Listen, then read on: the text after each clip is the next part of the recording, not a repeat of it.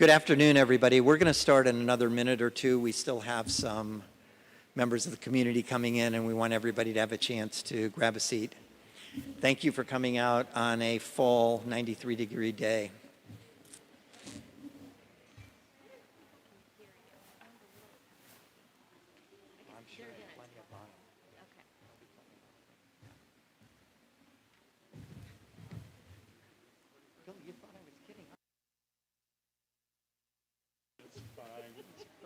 My Dodgers won on a walk-off home. Are you kidding? I've been like, stay up until 2 in the morning. He's exhausted.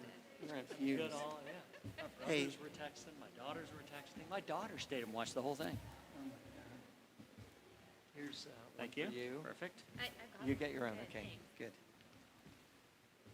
Yeah, when my 24-year-old daughter texts me at like 12:30 and says, "Daddy, are you still up? Did you just see that?" And I thought, I raised her right. It was so good.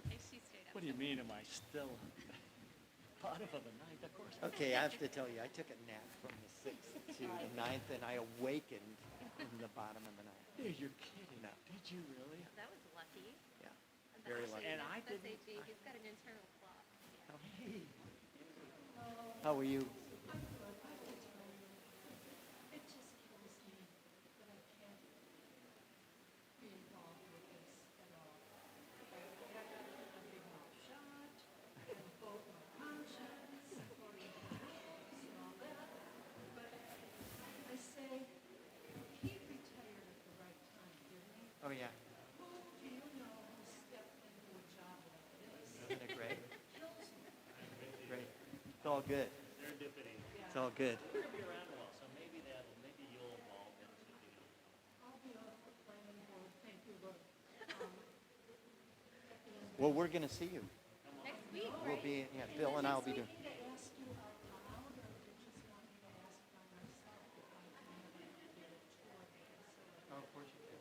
Ask out loud. Anybody can. Yeah, anybody can anytime. Yeah. Glad you could make it. So the next week is planning board, right? Yeah. Yeah. And the week after. I'll be live for prep board, but I won't be for plans. Okay, shall we start? I think we should start. Oh, wait, I need my thing. Okay, great. Thank you all again for coming. We're going to go ahead and get started. My name is A.G. Laffley, and I'm here with Bill Waddell and Jeannie Perales, and with Lori Denny, who's in the back. You have the entire Bay Parks Conservancy team with you this afternoon. I want to recognize and welcome Stevie Freeman Montez, Stevie, and Steve Cover, who are here, and two of our many partners at the city. This is a partnership between Community City and Conservancy that's now been going on for, well, since November 2013, if you count the original formation of the Bayfront 2020 Coalition. Let me get going. Whoops, I went too fast. This is a public meeting. Hopefully you got one of our invitations, either the notice and invitation from the city or the notice and invitation from the Conservancy. We try to announce broadly, and we're really happy that you were able to come out and join us. We're going to do three things this afternoon. Bill is going to update us on progress with development and build out of the first phase of the park, and actually some little pieces and parts and parcels we've been able to add to the landscaping and the green space. I am going to take us all through the implementation agreement, which is the agreement that's part of the partnership agreement with the city for actual governance, management, operations, and maintenance of the park. Once we finish the first phase next summer and open it to the public. And then Jeannie Perales, our latest addition, our Chief Experience Officer, is going to take everybody through a preview of what a day in the park, activation and programming might look like in the year ahead. So without further ado, Bill. Is out of your way. Thanks, AG. Good afternoon. Good to see everybody. Appreciate you coming out. It's nice to actually be in a live, in-person public workshop. We had many of these, of course, in the beginning, and we've been having to call an audible the last year and a half or so. If we could, oh, I've got the clicker here, you're right, thank you. Terrific, terrific. So many of you seen probably this view from the northwest of the existing site. Since our initiative started to today, we've accomplished a couple of really important things. First of all, we've preserved and conserved this 53-acre publicly owned site to remain a publicly owned site by the city, which is a huge accomplishment. And that site, of course, includes a half a mile of shoreline along our beautiful bay. And so I always like to remind everyone that this is one of the most, if not the most important thing that our initiative has been able to accomplish as we continue down this path to build a great park. And of course, 4 or 5 years ago, a series of half a dozen guiding principles were established and approved by the City Commission, and we use these and have them guide everything that we do, every step of the way from design to activation. But in particular, the ones that have always stood out to me are creating and building a green and blue oasis that's environmentally sustainable, and creates an amazing site. Second is a place that's connected and accessible, free and welcoming to all in our community. That's an incredibly important principle. And then lastly, as a person who's designed a lot of parks, designing it in a way and maintaining it in a way that is economically sustainable in perpetuity. Of course, on the left is the aerial from about 2018, and on the right is the approved master plan, approved in 2018 unanimously. Again, the one on the left is a color aerial, and I'll remind everyone that this site is about 2/3 parking lot, and when that, along with the roofs, along with the half-mile stretch of US 41 next to us, drains over 70 million gallons of untreated polluted stormwater into our stretch of the bay every year, for decades. And so as we convert this from 2/3 parking lot to 2/3 green park, we are pre-treating every drop of that stormwater will go through our treatment train. And so we're very proud of that. I always like to say that I'm almost as proud of the environmental restoration work that we're doing as the great community park that we're building. Our approved master plan, many of you of course know, but there are a lot of amazing features for all ages and for all incomes. Again, free and welcoming to all. There will be we've gotten a lot of feedback that folks of course like to be along the water, and so we'll have miles of boardwalk and waterfront trails. We'll have playgrounds for families. We'll have outdoor event lawns, and then we're already have started design on a revitalized cultural district that to celebrate the cultural history of this site and the 3 National Register buildings that exist on this site. And of course, this is sort of that same view from the northwest that shows the revitalized and enhanced canal district and boat ramp that is going to be a really important and active way for folks to come to and from the site and to get access to the water. And then, of course, our phase 1, which is in the southern end of Boulevard of the Arts, which I'll talk more about that. From the beginning, this has been a 3-way partnership between the city of Sarasota, our nonprofit Park Conservancy, the first park conservancy in Florida, and the community. And so our team at Large and AG and Jeannie and others have worked really, really hard to listen from the beginning, ask our community what you want, incorporate that into our plans, make sure that that's what folks want. And we've even gone through a survey process that Jeannie and AG are going to talk about that ask folks what they want to see in their park. And the fact that over our 3 or 4 years, we've had over 180,000 total connections is absolutely phenomenal. I've never worked on a park project that's like this. And so we're very proud of that, and we will continue to listen to our community. I'm also proud, as I said, of the fiscal responsibility that has been a part of our initiative from the beginning. As we've said, our entire build-out of our park, about $150 million or so in 2018 dollars, is 50% public funding from a dozen different sources or so, and 50% private philanthropy. The first phase we're building with about 80% private philanthropy, and to date we're ahead of schedule. We've fundraised over $25 million of private funding, and which is more than enough for us to build out our first phase of our upland park that is under construction. This is, of course, an enlargement of our first 10-acre phase. The Mangrove Walk portion, many of you I know have walked, because I see a number of you over from time to time.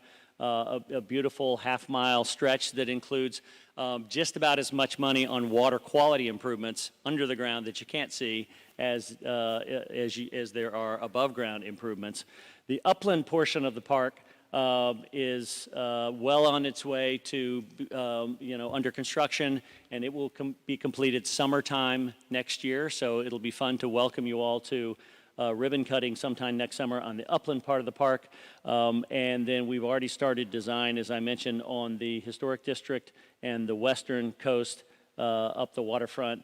And then our Sunset Boardwalk is in for permit application with the Corps of Engineers, and when that pops out in the next year or so, then we'll begin construction of that from the water.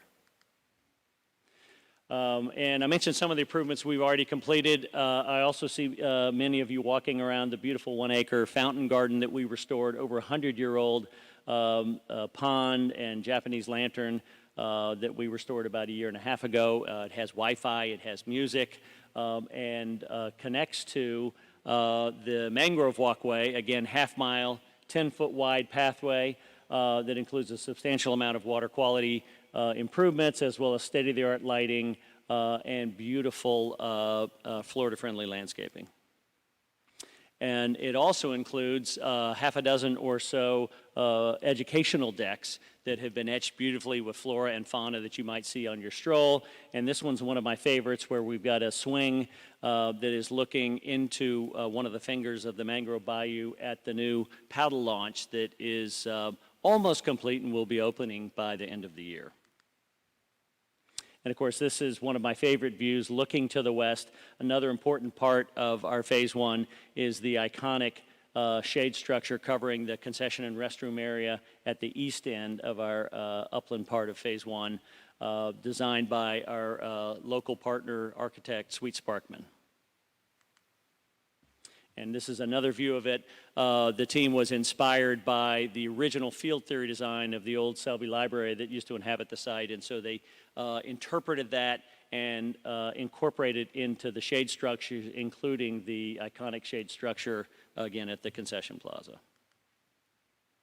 I mentioned the paddle launch. Any of you that have walked the Mangrove Walk, you can peek in from the north or south side and see it floating out there, and we're completing some of the connections, and the landscaping actually this week went in, and so we're getting really close to actually opening that. And it is I've snuck down there behind the fence and stood on it, and it is a magical place in the morning and evening to go down and watch the flora and fauna. We also, I mentioned the polluted stormwater that's been going on for decades. There was 3 feet of polluted silt in this bayou that we excavated, completed that a couple of weeks ago, and we're just about to remove the silt bags, and so we're getting better tidal flow. I've noticed the water in there is already looking clearer, and again, it's going to be just a magical spot to launch a paddleboard or a canoe kayak, or just sort of go hang out and enjoy nature. And on the water quality front, we've got a half a dozen different tools that we're deploying, from bioswales and ponds and marshes to a 600-foot-long denitrification trench that uses sort of a state-of-the-art methodology to pre-treat and neutralize nitrogen in stormwater, which is a big part of the problem we have in our bay that can fuel red tide. And then in some cases, we've used what's called a baffle box. This one, we have a couple of those that we deployed. It's a very large structure, about 10 by 10 by 12, that has filters in it that actually you put it in line to a stormwater pipe, and the dirty water comes in and clean water goes out. And this one we installed, we received a $330,000 grant from Florida Department of Environmental Protection. Actually has a glass hood, so you can look down in there and see what's going on and how the magic is being treated, and then you can see where it flows right into the Mangrove Bayou. And in addition to our phase one that is under construction, we, as I mentioned, are working on design of future elements of our park. And so we're going to be going up the west, what we call the west coast, the west side frontage, and doing some sort of quick enhancements, replacing rusty benches, painting old light poles, replacing broken concrete, and doing some other fun sort of activation things that will let you walk along that sort of quarter-mile stretch of walkway and help revitalize that western edge, as well as design of the historic district. Our team is very excited about some of the things that we're going to be deploying there in the next couple of years, but a place that celebrates, again, the cultural heritage of this site that includes the city's first and second performing arts centers, city's first art center, the city's first Chamber of Commerce building, the city's first library, and again, 3 of those are National Register buildings. So that's another place that's going to be sort of a magical walk through history. So again, in wrapping up my portion of this, I'm excited about the progress that we've made. Some of you that I see as I'm walking around, sometimes I feel like we aren't moving fast enough, but as I step back and talk to folks, I realize we're actually gaining momentum and moving pretty quickly. But again, one of the things I'm most excited about is we've conserved this 53 acres in perpetuity as public land, and we're creating a place that is open, free, and welcoming to all in our community. Hey, G?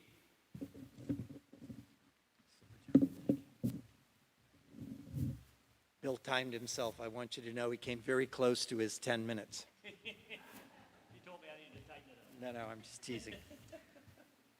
We have fun with each other. I forgot to mention at the outset that Lori and Julia and others have index cards. If you want to make notes or jot down questions as we go along, please do so. We'll collect them. We want to make sure that as many questions as people have or comments that you have, that we can answer them by the end of the session. Let's see, where are we? Yeah. I'm going to talk about the implementation agreement.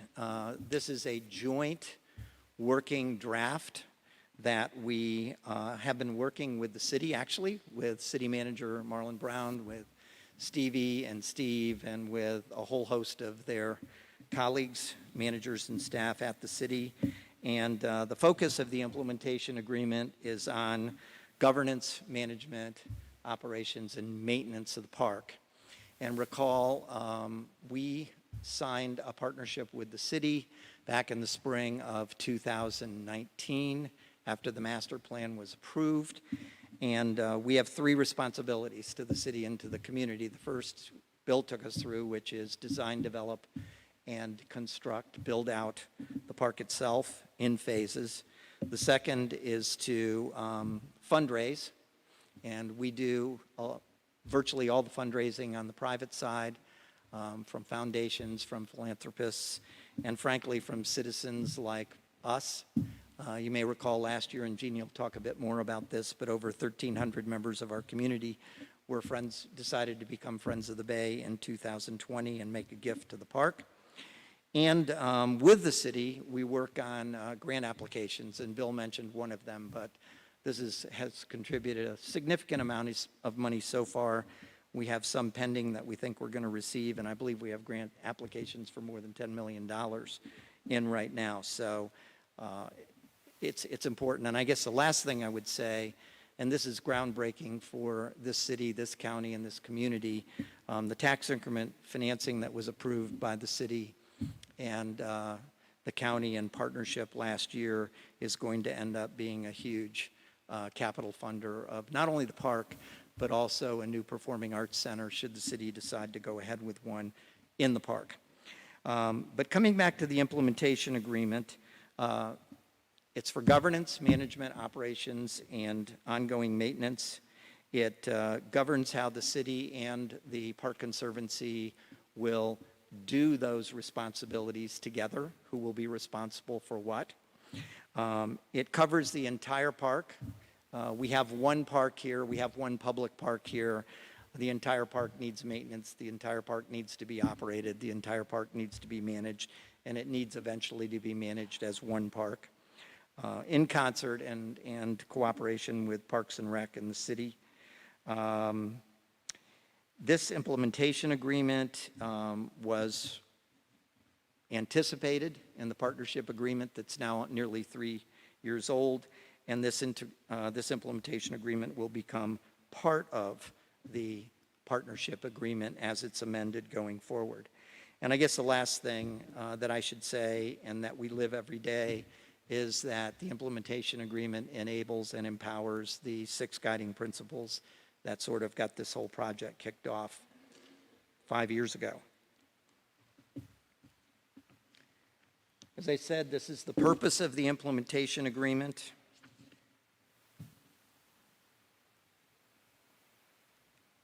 No surprise there. This is an important point. Both the city and the Park Conservancy will comply with all city, all parks and recreation, all special event, all ordinances of any kind, regulations, policies, and procedures in the city that govern public parks in the city of Sarasota. Having said that, the Bay Park will be treated like other similar parks in the city and governed like other similar parks, similar size parks, similarly located parks. And last, and this is maybe relatively obvious, but the Bay Park won't be required to follow any ordinances, regulations, policies, or procedures that do not apply to public parks. So we're part of the park system. The only thing that distinguishes us and makes us different from the rest of the park system is that we're developed, we're funded, and eventually we're going to be operated in partnership with a nonprofit park conservancy in the city working together. Some of the details from the operations agreement and implementation agreement. Operating hours have been set by Parks and Rec. These are the same operating hours for most of the parks in the city. I will say if you are a boater or a fisher person, then you know that in the centennial portion of the 53 acres, you may fish and you may boat between 11 p.m. and 5 a.m. It's one of the few exceptions. The second thing that's important that Bill mentioned is the park's been designed for 360-degree access. You can access from the water, you can access from the land, by car, by walking, by micro-mobility device. Pretty much any way you want to, you can come to the park. As I mentioned, there are shared or joint roles and responsibilities for the city and for the Park Conservancy. For example, traffic management, the roads that are adjacent to and around the perimeter of the park are either state-owned and managed like 41 or city-owned and managed like Boulevard of the Arts and 10th Street. The Park Conservancy will be responsible for managing all roadways inside the park, all walkways, all MRTs, multi-use recreational trails inside the park. Essential infrastructure, the city will manage, basic services, and the Park Conservancy will manage enhanced services. So landscape maintenance, as you probably noticed, the city provides basic service. We provide enhanced service already in the Fountain Garden and the Mangrove Bayou. The city cleans the public restrooms, every day, every week. We'll be checking the restrooms frequently to make sure they stay clean and to the kind of standard that we want to set. The city picks up recyclables and trash every day. We're going to check and make sure that the park stays clean, safe, and well-maintained throughout the day, throughout the week. The city provides basic safety and security through principally the Sarasota Police Department. We are testing, thanks to a generous gift, about $150,000 worth of video and audio monitoring in the park to see if that provides enhanced security. We worked through the whole design and plan with SPD, and we're all interested in running the test and see what we learn. Activation and programming, special events, which have been, a question that we get asked frequently, will continue to be approved by the city. Yet On this site next year, there are currently 2 special events planned. One is a 5K, 10K road race in February. The other is the annual Powerboat Regatta in June. Both of them actually are held in the central and northern part of the site, so we expect the Phase 1 part of the park to be open throughout. But they're big events, and they're well attended, and they always affect entrance and egress and traffic flow while the event is ongoing. As far as park permits, so you should think of smaller group events, 25 to 75. You know, the city has asked the Park Conservancy to permit those events. Exactly the same process they use with Parks and Rec. Parks and Rec permits park permit events in the city public parks. Some of you know, and how many of you filled out the park user survey that oh, great, thank you so much. Thank you so much for doing it. We launched the survey in early June. We kept it open through August. We were very pleased to get 2,500 responses.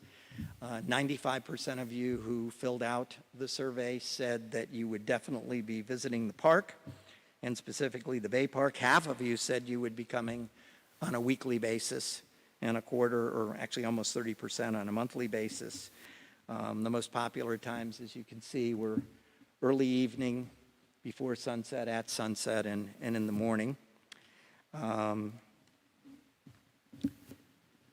We asked, what were the amenities or features that you were most looking forward to experiencing, and these were the 3 that consistently came out on the top. The Sunset Boardwalk is usually chosen by about 80+% of our community.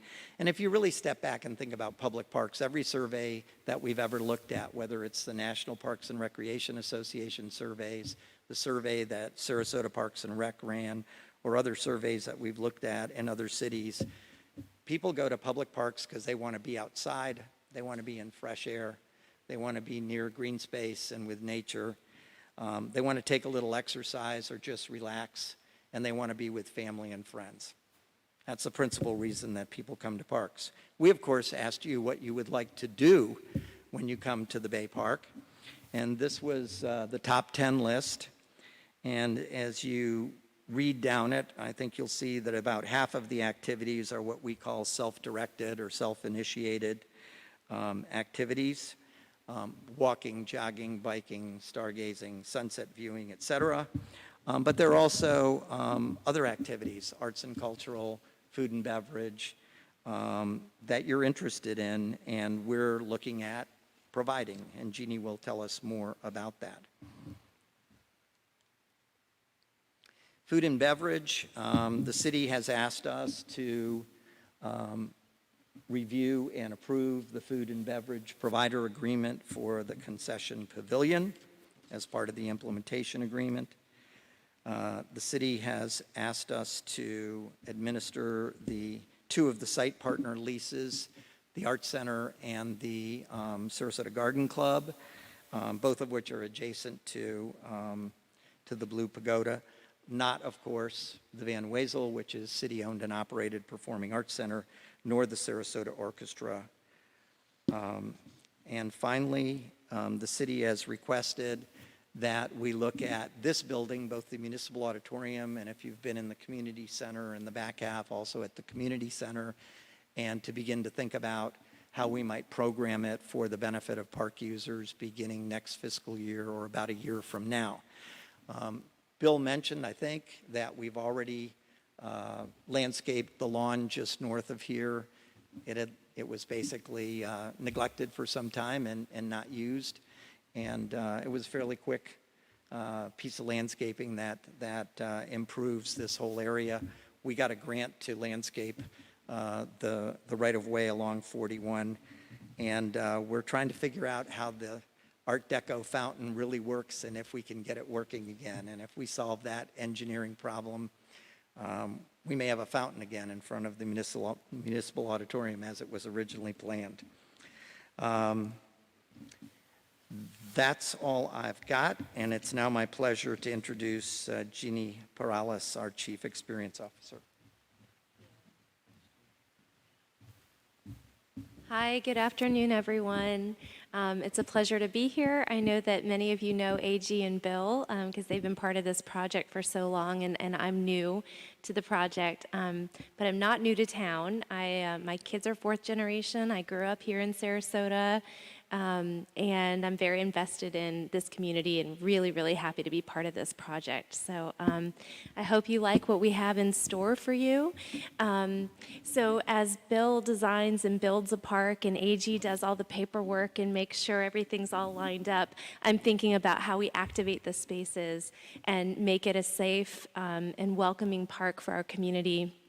If you think about what does activation mean, you know, if you go to a park that is quiet, sometimes seedy things are going on. If you go to public spaces that are underutilized and not cared for, sometimes it doesn't feel very comfortable for people to be there. And so when we activate spaces, we create safe and welcoming civic spaces through activation. So that's what we're going to talk about. So we've got a lot of sort of self-guided and self-initiated activities already going on. I think I recognize quite a few of you from just walking yourselves and your animals through the park. I say animals because there is someone who walks a cat I've seen a few times. So we've got our kind of typical walking, jogging, biking activities that are going on already. And then we have some various arts and cultural offerings that we've been trying out. And so in the spring, some of you may have come to the Sundays at the Bay. We'll be bringing those back next month. We took a little weather break. And then there's also nature and discovery. So as AG showed you the results of the survey, all of the activities, programs, and events that people sort of said they wanted to do fall into these three categories, and that's how we're looking at activating the park. So as I mentioned, kind of walking, biking, jogging. We have that beautiful new trail, which is part of the MERT system, the mixed-use recreational trail system for the city of Sarasota. And I think any of you have walked on it, your knees have probably thanked you afterwards because it's a really nice surface. Of course, free weekly events, we'll be doing a certain series that'll happen every week, and we'll do certain things that'll happen every month. So we're going to start a Sunsets at the Bay program, which will be the third Thursday. And many of these things right now, until we open the other part of the park, or as we open parts of the park, we'll be using this new lawn that Bill and his team improved. So I hope that many of you will come to those things. Yoga by the Bay, some of you may have been coming to our free yoga classes. Actually, one of our yogis is here. But we've had maybe around 100 people, even through the summer months, coming to enjoy yoga by the water, which has been fabulous. And then sunsets. I mean, is there a better place to watch sunsets in town? One of the things that's so great about this location is that you don't have to fight traffic to get over to the Keys and the beaches. And so we think that this will be a wonderful place, especially for people who live and work downtown to experience the sunset. How are we going to pay for free programs, you might ask? Well, we've been very lucky in that we've had the support of all 5 of the major foundations in town. And in particular, the Community Foundation of Sarasota County has funded an activation fund for us, which is wonderful. And, you know, they know how important it is for us to make this a welcoming and safe environment for the community. In addition, we've launched a Founding Business Partners program, and I see a couple people in the audience are already have joined this program. But we've invited area businesses to invest in an activation fund, and by having 100 businesses, we'll have $250,000 to offer free programs to the community. So that's one way that we can be sustainable. And right now we have our annual, it's the fall, annual Friends of the Bay campaign. How many of you in the room are Friends of the Bay? Fabulous, thank you. We really appreciate your support. And I invite all the rest of you to join. It's just $25 for the year. Right now we have multiple matches going on, and so if you give 25, it becomes 75 like that. It's like magic. So, but we hope that you'll consider doing that. When you join, you can opt into our newsletters so that you can stay up to date. We send one out every week. I'm sure some of you have maybe been sick of hearing from us, but we're going to keep sending them. So thank you so much, and it's my pleasure to turn it back over to AG, and we're happy to take questions if anyone has them. We have note cards, and we'll come down and collect them. Okay. While they're collecting cards, I see Tim here. Is Isidore here?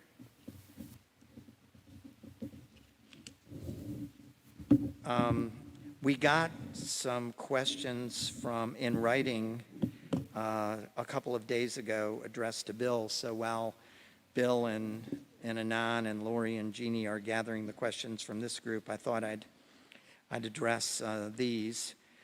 We also got a copy of some questions that went to the city yesterday, and a lot of them are similar. So let me mention them because. Excuse me, let me just add one thing. At large wanted us to add that if you're watching the live stream, please ask your questions in the chat box, very important. right? And then we'll get the question and we'll answer it. Right. I'm sorry, I should have mentioned that, but we're live streaming this meeting as we've done in the past. And if you are following us via live stream, please ask your question in the chat box. And Anand, you're following that, right?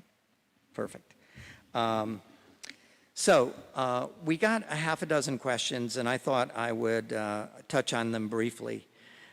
First of all, I want you all to know that we keep track of every question and comment that we get, and that we share questions that we get and comments that we get with Marlon Brown and Stevie and the city team, and they share questions that they get, that the commissioners get, that anybody at the city gets with us.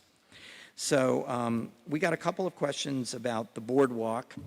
I don't know if Bill mentioned this, but we're going to complete all of the upland or all of the land side portion of phase 1 by next June. We've submitted the city-approved design and plan for the Sunset Boardwalk to the Army Corps of Engineers, who is the body that will ultimately approve that design and that plan, either as is or with modifications. And that could take up to 18 months. If we hear from them in 12 to 18 months, we believe we'll be able to build it out in about 9 to 12 months after we receive approval. So if we open the land side of the park next year in the summer of 2022, we would hope to be able to open the Sunset Boardwalk in the second half of 23 or the beginning of 24. This is a comment, not a question. The comment was the boardwalk should be never be closed to the public and should not be reserved for private, ticketed, or permitted events. Bill and I and Jeannie talked about that. We think that's a very reasonable suggestion. We obviously want to talk it through with our partners at the city, but there are certainly no plans on our part or on Jeannie's part to have a private event in a desirable location like the Sunset Boardwalk. In fact, even with special events, our desire is that the park stays open to the public 365 days a year. And as Jeannie said, our desire is that every event in the park is free.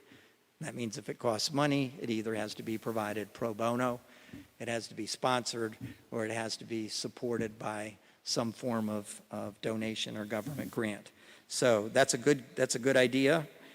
We like it, and we're going to, like I said, we'll share it with our city partners who ultimately make the decision on this. I hope you realize that. We propose, city management agrees or approves, and what they approve is what we take to the city commission, and then ultimately the city commission approves. We have a great working relationship, but it's been a partnership every step along the way. Second comment we got was regarding amplified sound and whether that should be allowed on the boardwalk. And I would simply say that this is more complicated than it sounds, and that the city has a sound ordinance that addresses sound in terms primarily of decibels, because whether sound is amplified or not doesn't really determine how loud it is, right? So in conversations with City Manager Brown, he just has encouraged residents who are interested in the sound ordinance in the city, making changes or amendments to it. That process is underway. Stevie, I can't remember when it's on the City Commission agenda, but I think it's coming up in the weeks and months ahead. We got a comment and question about coordinating calendars with other organizations on the site. We will continue to do that. Jeannie is chairing that group. I notice a number of our partners on the site are here today.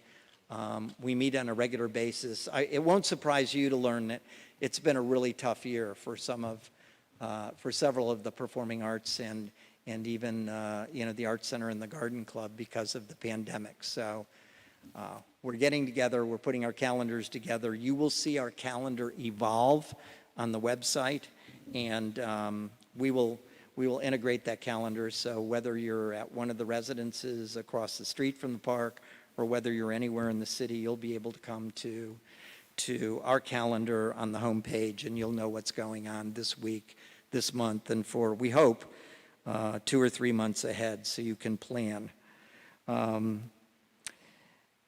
There was a request from, in this correspondence, that the city retain all permitting functions. I can simply tell you this was much discussed.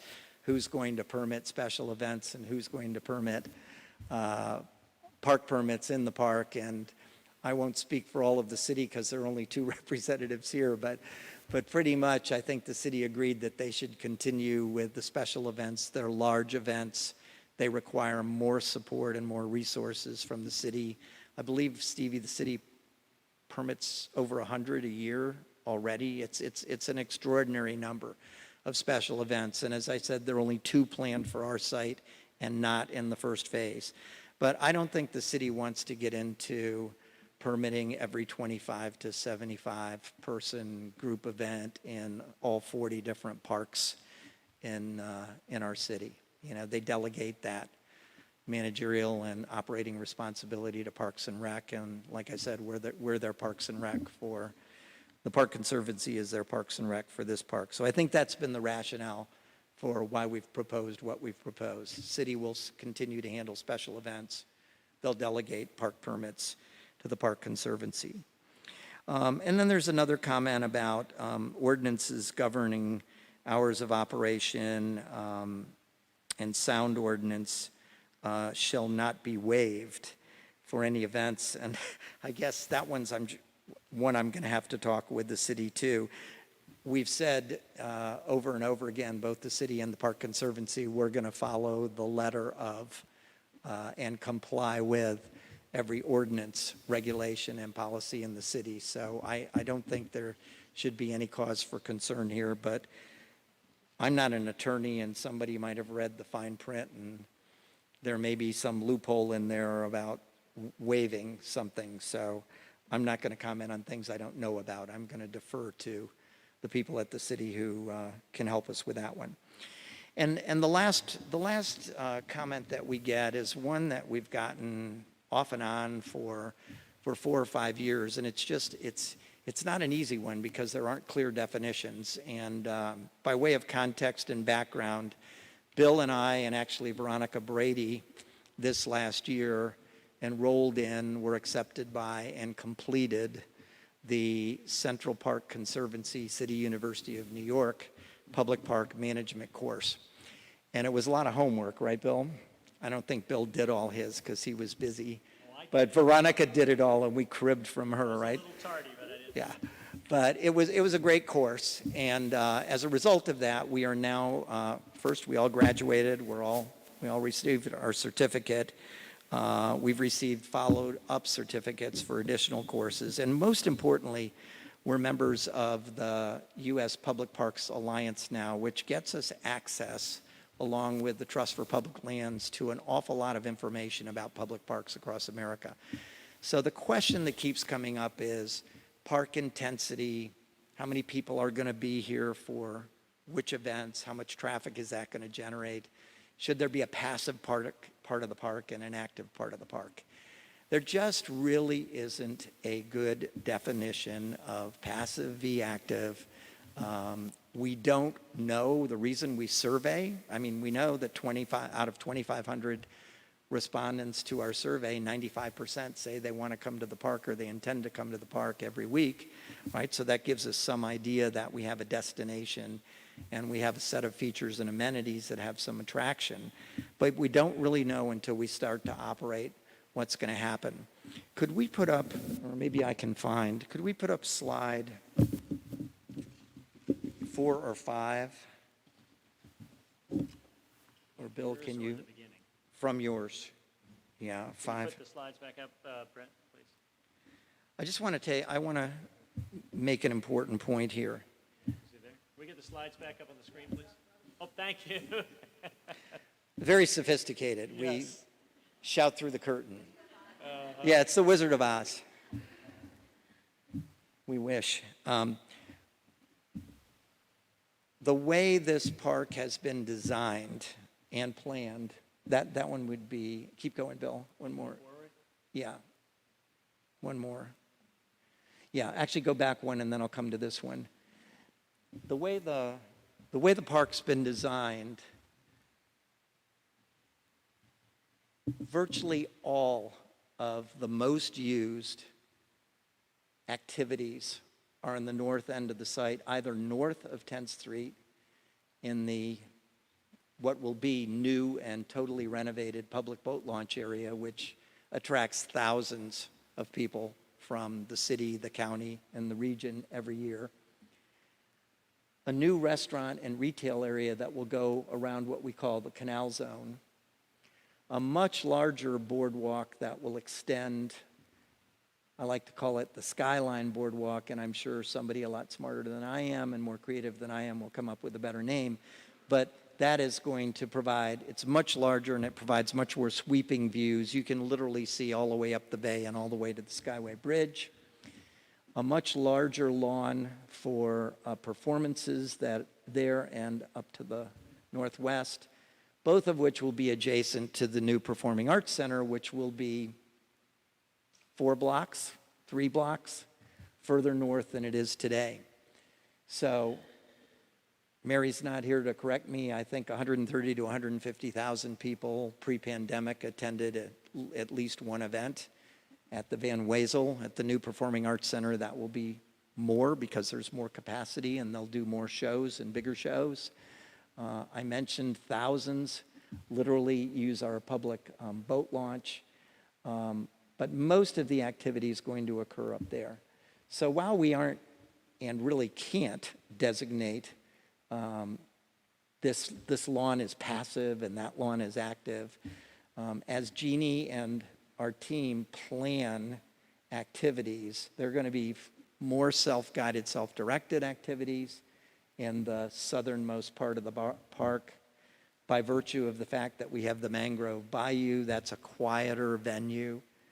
The Fountain Garden has been a relatively quiet venue. It doesn't mean we won't have music there, okay, but the music will be well within the decibel requirements of the city's sound ordinance. It doesn't mean that we won't have food and beverage festival there or even a pop-up art festival there occasionally, but this is not going to be the center of most of the activity in this park. It's not the way the park's designed. It's not the way the park's planned. And if you look at slide, I think, Bill, it's like the one that shows the parking.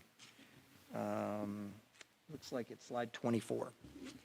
The way we've designed and planned entrance, especially automobile entrances, to enter the park via the 10th Street roundabout. All the parking is north of Phase 1. Most of it's in the Van Wezel lot, which will turn into mostly green space and along 41 here in what Bill calls the arts and cultural zone. So every way we look at this, for those residents that live across from the park on 41 or across from the park on Boulevard of the Arts, they should be fronting a part of the park that will be active, but will be enjoying activities that should be a lot quieter and not have as many people going there. Do we know that? No, that's how we designed it, that's how we planned it. Will we know that? We will know that. A year from now, when we're standing here, we'll have a pretty good idea of at least what the first several months of park usage is going to be. So you've had time to shuffle your cards. Yep, there's one more maybe you address. Ooh, I was getting tired. I thought you guys were going to do the next three. Oh, yeah.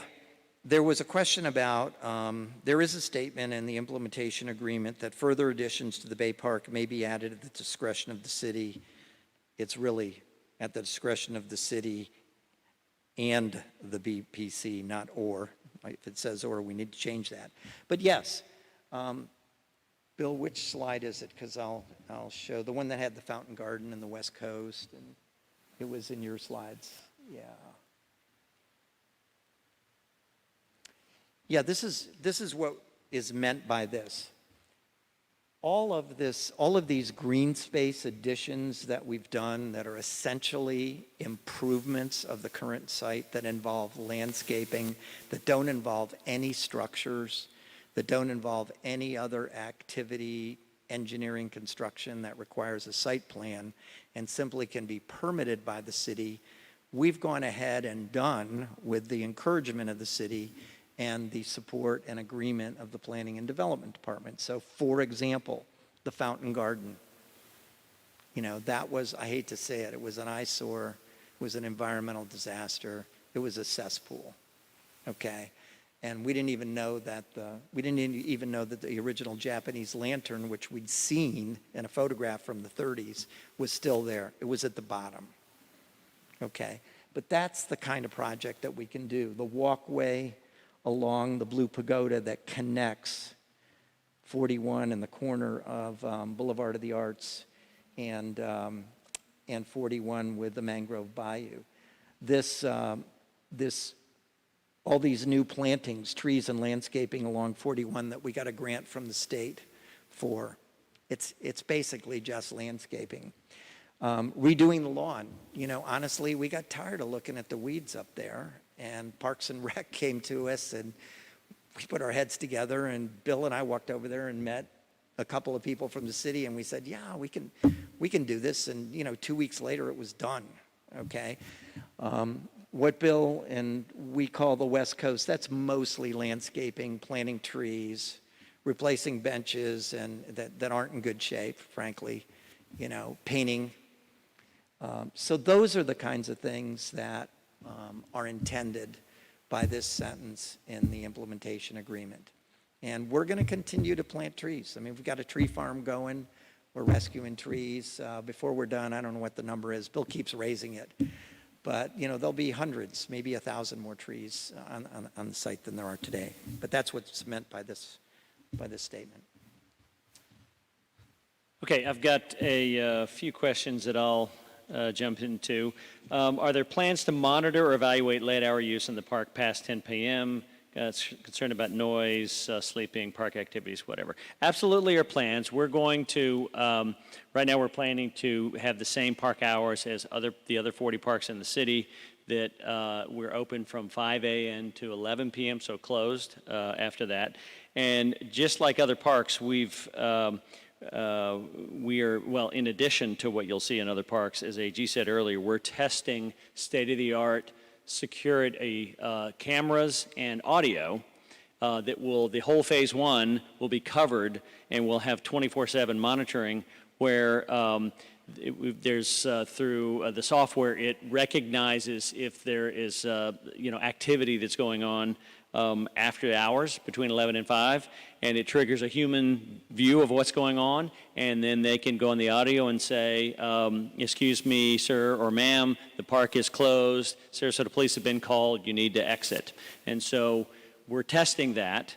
We also installed lighting in a way that all of the lights in the Phase 1 Mangrove Walk are fully dimmable and by zone. So we can actually turn up a bank of them if we need to. If something's going on, if there's an emergency or something going on in the middle of the night, we can turn them up or we can dim them down. We haven't decided yet whether at night, after hours, they'll be completely off or they'll just be dimmed to a very low level. But the good news is we've got the ability to dial it up and down, which we thought was really important. And then, the most important way to deal with security in the park is to activate a park. I mentioned I've worked on over 30 parks, most of them in Florida. Bradenton Riverwalk up the road was one we worked on that had all sorts of unpleasant activities going on prior to our project, and in addition to designing it to crime prevention through environmental design principles, we activated it, which handled 85% of the challenges we were having. And then we also did a number of other things, including volunteers that helped give extra eyes on the park. In that case, we had off-duty security. We hired an off-duty policeman that rides around on a bicycle. And so there are a number of ways that we can do that. But the most important thing is activating the park. And then again, we're testing the security, and so we're very mindful of the issues, and we're going to work really hard to make sure that we solve them. Can you expand the next phases of the park and how they'll unfold? We mentioned briefly some of the landscape improvements we're going to be deploying this fall and early next year on the West Coast. We're already under design for the historic district and the new canal district and boat ramp area. And so what I would expect is on the historic district, we'd love to be in a position in the next couple of years where we're building that and opening that. And then up along the canal district and particularly the new boat ramp, that's a fairly complicated process to design and permit through the state and feds a new boat ramp while the old one's open, and then replacing the old one with canal district. So that one's probably a 4 to 5 year program. So anyway, and then the last piece is probably the center of sort of the ring of improvements where the parking is for the Van Wezel, which will, of course, will remain open until the new hall opens in 6 or 7 years, plus or minus, and then we'll convert that to park. So West Coast along the south side of the canal, historic district within the next few years, and then working on the boat ramp area, and then ultimately working on the center there near the Performing Arts Center. How will we safely manage swimmers, snorkelers, kayakers, paddleboards around the boardwalk? And while motorboats can't dock, there's a concern about safety, and also curious about fishing from that location. So we actually have designed this, again, the southern end of the site is more for human-powered crafts, so paddleboards, kayaks, canoes. We're planning to at least post for signage where there are no motor boats that would come up the Mangrove Bayou or that would be able to come under the boardwalk. Some of that will be self-limiting given the elevation of the boardwalk. It will be designed in a way that it has railings that doesn't allow or encourage someone to pull their boat up. I'm a boater. Those of us that are boaters, if there's a place that's designed that's unfriendly to pull up to, you don't pull your boat up to it. And so that's how that will be. But it's we really can't regulate how people use the intercoastal in terms of is this area for boating and this area for swimming or not. And we don't intend to do that. You can jump in the water and swim today, and you'll be able to do that in the future. But again, remember the west end of this phase one is going to be more of a sort of a rocky, sandy, shelly beach that has been there for hundreds of years and will be there for hundreds of years to come. It's not sort of a destination beach. That's, of course, right over the bridge at Lido. And so this will continue. There's a floating platform on the inside where we've talked about potentially we might take small groups of school children out and wade out and, look at the fish fry and the seagrass and whatever in the little lagoon. And then human-powered craft can come up in there. And also, thank you, AG, there's no fishing. We've designed it in a way where there will be no fishing permitted on the boardwalk. However, fishing is a very important free and historic use on the site. And so we're actually working with a number of folks to help us Right now, some of the fishing that goes on happens at that purple water intake structure that the city is actually ultimately going to be abandoning the end of it anyway. But we're going to be doing some improvements in the next several months to encourage fishing there. We're going to add a fish cleaning station and a fish line station and what have you. And then it's certainly our intent to encourage fishing on the middle and northern half of the site and discourage fishing on the south end of the site. Let's see. Security we talked about. Under what condition would the boardwalk be open after sundown? Again, the boardwalk is a part of the park, and so the intent, like other city parks, it would be open from 5 a.m. to 11 p.m. And we haven't worked through exactly how we intend to close it off in some way. And again, we've got audio and video security on the boardwalk that will be enforcing it like other areas of the park. And there's a question about, can someone bring what are the rules about kayaking? Can you bring your own kayak? While it's larger than the old structure, it's a relatively modest but ADA accessible canoe, kayak, paddleboard launch that will be opening. And so certainly folks are encouraged to pull up into that little parking lot, or there's some spaces a long band ways away. You could drop your paddleboards and then go park and walk back down and launch your own canoe, kayak, paddleboard. That's what we suspect will happen. But Jeannie and team are also working with a vendor to perhaps figure out a way where there's online, on-demand sort of drop-off pickup of paddleboards and kayaks and that sort of thing. So more to come on that, but certainly I think we're envisioning that a lot of folks will just sort of bring their own and launch from there. And Jeannie's also actually working on sort of a few different routes that you could go, so sort of trails, if you will, if you want to go certain distances. A question about the Water Management District and Florida Department of Environmental Protection agreement and the relationship between them. I'm paraphrasing, related to docks and boardwalks and permitting. And so when we began the permitting process a few years ago on this site, the Water Management District, the Regional Water Management District, SWIFMUD is sort of the acronym, and then the state DEP both regulate water quality.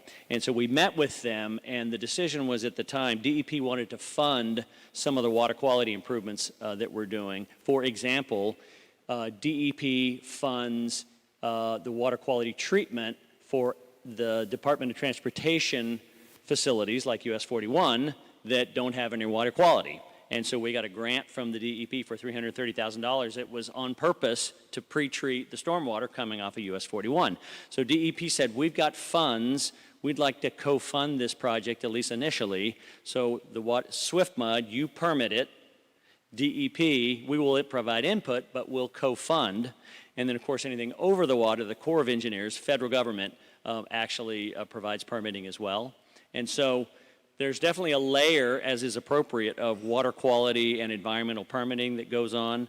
But we have got a lot of support for a lot of the things that we're doing on this project from these agencies, and so we're partnering with them together.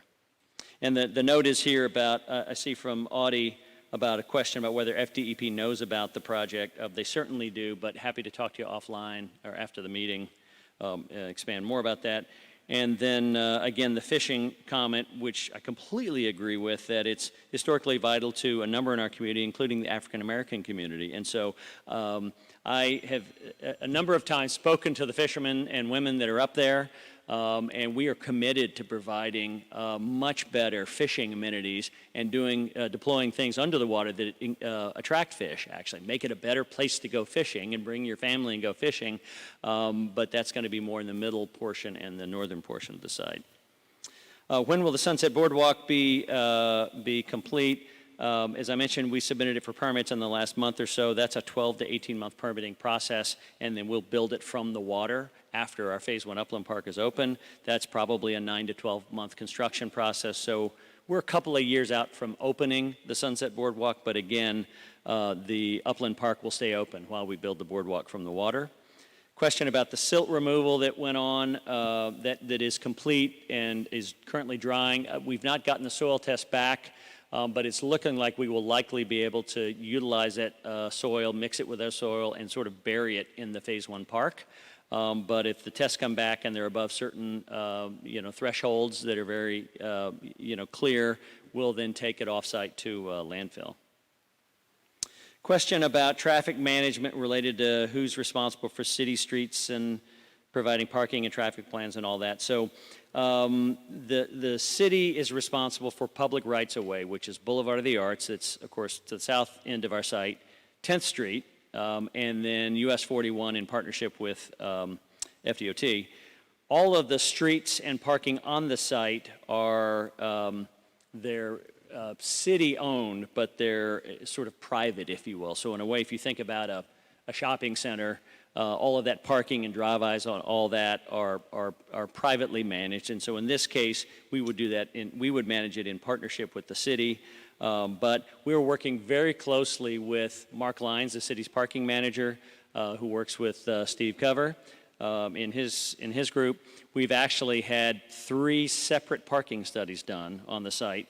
And so we're thinking very carefully and working very hard and coordinating very closely with the Performing Arts Center, the Van Wezel and the new Performing Arts Center, on how we manage traffic in the future and how we convert old parking that's draining polluted water into the bay and convert it to some of it to Green Park and some of it to new improved parking. Some of that will go under the new Performing Arts Center. And some of it may even go across the street in a shared garage in the Rosemary District. And so that's still very much in discussion. Again, the Performing Arts Center is by far the biggest generator of parking.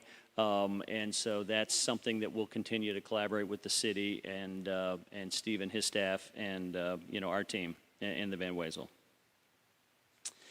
Let's see. Enforcement.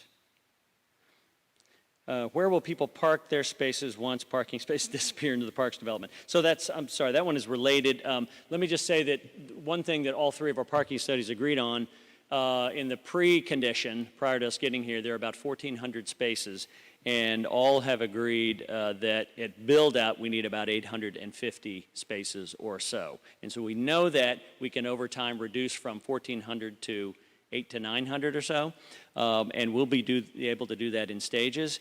And then what we'll need to do is a better job as cities sort of grow up. You do what's called traffic management, and you start to manage how people park, where they park. To this point, in the last 100 years, it's just sort of haphazard. And so a good example of that, in general, boat ramp area that has 115 trailer spaces is busy on a beautiful day and empty at night. Van Wezel lot, which is 800 spaces, is mostly empty during the day, busy at night during the season. And so you can imagine you could, most of the time, use the same spaces twice if you do a little bit of management and thereby reduce the impervious areas that are draining polluted runoff into the bay. And so we intend to do that. The good news is about our initiative is that as we build out in phases, we can make adjustments over time and see how they work and adjust. And so that's our intent. You have some questions? I've got 2, and then we're going to turn it over to Jeannie. There's a question about city ordinances governing litter and smoking-free zones, et cetera. Parks and Rec, you can't smoke in public parks. You shouldn't be smoking in public parks in the city of Sarasota, so that's pretty clear. And there are littering ordinances and policies too. I'm not going to tell you that public parks don't attract some litter, although we're going to try to by strategically placing plenty of receptacles clearly marked for different kinds of litter, recyclables, and trash. Encourage people who use the park to do their part. And then, as I mentioned earlier, the city will provide daily pickup and will provide enhanced policing of the area. So, we're very committed to clean, safe, and well-maintained. That's the foundation of a great public park. We also got a question. I'm so happy somebody asked it. No name. Thank you very much. About are we still looking at a pedestrian bridge over 41? And the answer is hope springs eternal, with the Bay Park Conservancy design team. Listen, the whole issue of how one can safely cross 41 is being addressed on a pretty regular basis, and we're looking at a bunch of different options with our partners at the city and our partners at FDOT. We're experimenting with things. We've officially asked the city and asked the state to lower the speed limits alongside parks, okay? This is a common practice in most states and most cities that have state, county, and public parks. The speed limits on state and city roads that are adjacent to the parks are lowered. So we would like to get it lowered to at least 35 along 41. We'll see if we can pull that off. And I guarantee you the speed limits are going to come down on the roadways inside the park. And if you've been in parks lately, some of the parks take them all the way down to 14 or 15 miles an hour, because the first thing you want to respect is pedestrian safety, safety for the animals, cats and dogs. I didn't know cats were walked, but that's something I learned today. And you know, all kinds of micro mobility bicycles. We want everybody to share the road. We want everybody to be safe. That's the simple answer. We are ready, willing, and able to test at an appropriate time an overpass, over walkway.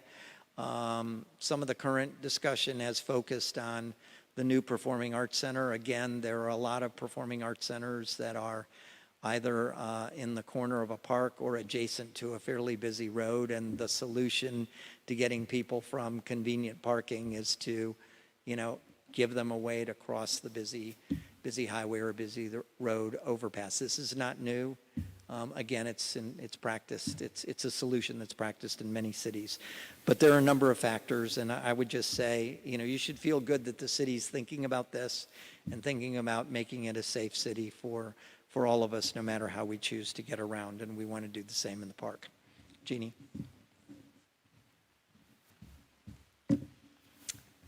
So the first question is just a little bit of housekeeping. Someone asked if we'll be providing a list of the Q&As. And we will be, actually, Lori will be getting these cards tomorrow. She'll be typing them up. And since we operate in the sunshine, those will go on our website. And they asked if we would be providing the questions to the city commission.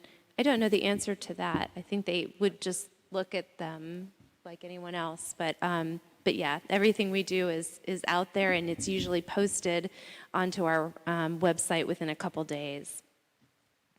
Can you tell us more about the Around the Bend nature tours at the Bay? So we kicked off a new program yesterday working with Around the Bend Nature Tours. They are an environmental or eco-tour company in town. They usually work with schools and families, but because schools haven't really been able to do any field trips in the last year and a half or so, they were available. So we have them coming every Wednesday morning at 9 and 10 doing a nature walk through the Mangrove Bio Walkway. So I'd encourage you to come.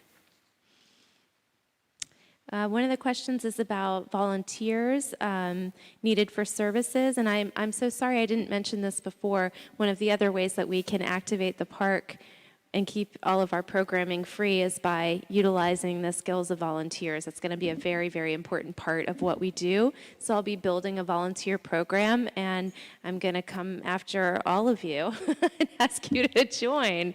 But yes, so certainly by the time we open the first phase in June, we'll have a group of volunteers who's going to help us in the park. And the next question is, will all of the events be free and open and accessible? And that is certainly the goal.